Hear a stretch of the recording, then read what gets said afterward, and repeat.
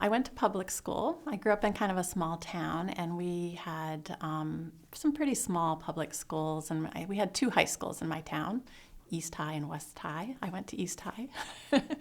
But so I had a good, I think, solid education, and I was on girls' swim team, which was fun for me. I wasn't the best swimmer, but I was pretty good, and I really liked hanging out with those girls. So it was a lot of fun for me. And after graduation, I went to Northeastern University.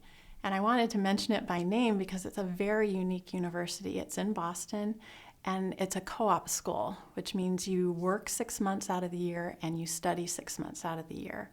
So you do maybe a little less in the classroom, but every year, but you work a real job, 9 to 5. And I knew I wanted to be a scientist, but I knew I loved chemistry. I knew I loved genetics. I liked microbiology. I love physics. So during that time, I held 3 different jobs. And I worked for the National Marine Fisheries Service as a marine biologist.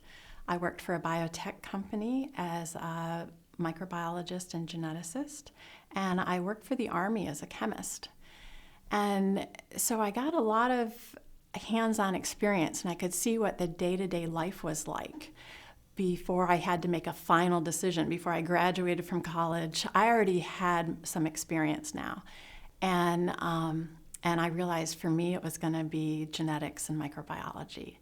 And so after graduating from college, I went to Harvard Medical School, and I got my PhD in microbiology and molecular genetics.